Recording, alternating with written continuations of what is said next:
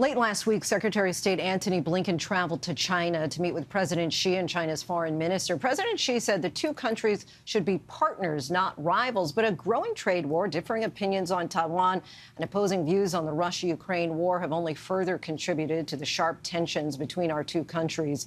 In his new book, World on the Brink, How America Can Beat China in the Race for the 21st Century, leading national security expert Dmitri Alperovitch, who's also co-founder of one of the world's largest cybersecurity companies, CrowdStrike, breaks down the geopolitical challenge the U.S. faces with China. First and foremost, how to deter China from invading Taiwan. And joining us now is Mr. Alperovitch. Dmitri, thank you so much for joining us. So just last week, China described that they'd like to have a peaceful reunification with Taiwan.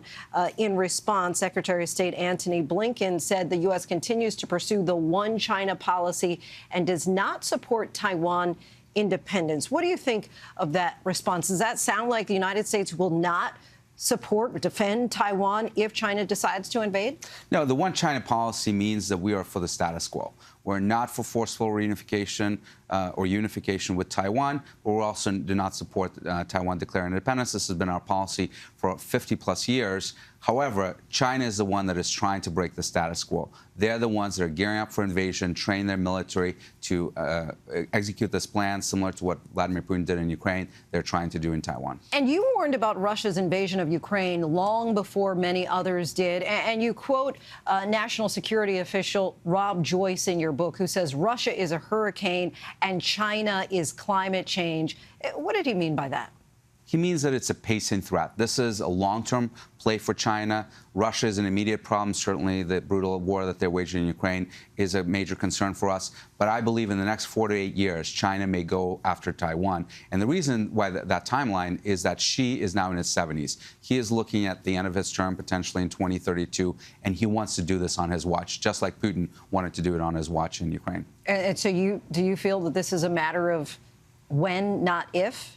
I think for Xi, yes. I think another Chinese leader may push this off to future generations, but he has said specifically he wants to do it in his time frame. With regard to our economy, our military, the United States certainly seems to be in a better place than China. But what do we need to do in order to really try to deter them from invading Taiwan? Well, I believe there are two things here. I believe we're in a Cold War with China, Cold War II, as I call it, that is remarkably similar to the first Cold War. And the first thing is, yes, we need to make sure that China does not take Taiwan. Taiwan is really existential to U.S. interests because of its position in the region. Whoever controls Taiwan really controls that Indo-Pacific region. But secondly, we have to win the Cold War. And that is a technological war. We have to win the AI race, the semiconductor race, the space race, all of those things that are playing out right now in the technological realm. We have to make sure we're leading. Do you think that we're well-suited to win those races?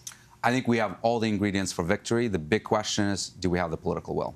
And what do you say with regard to China's economy? I mean, it's pretty much in shambles at this point because of a real estate bubble. But does that make them more likely to invade Taiwan or less likely?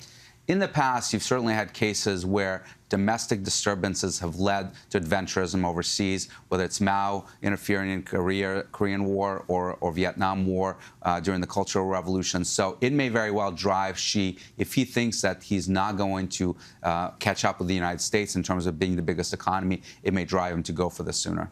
I want to ask you about TikTok. That's not something that you discussed in your book, but as a cybersecurity expert, how dangerous do you think that TikTok really is? Obviously, Congress seems to think if it's not sold by its parent company, that it should be banned. Do you feel that that's too drastic of a step?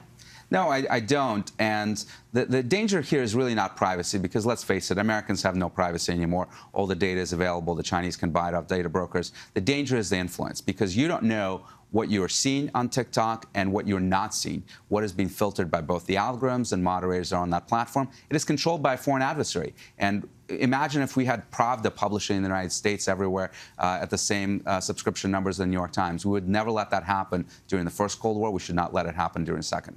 Dmitri Alperovitch, we thank you so much for the discussion. Quite an insightful conversation. Thank you. Your book, World on the Brink, How America Can Beat China in the Race for the 21st Century, comes out this week.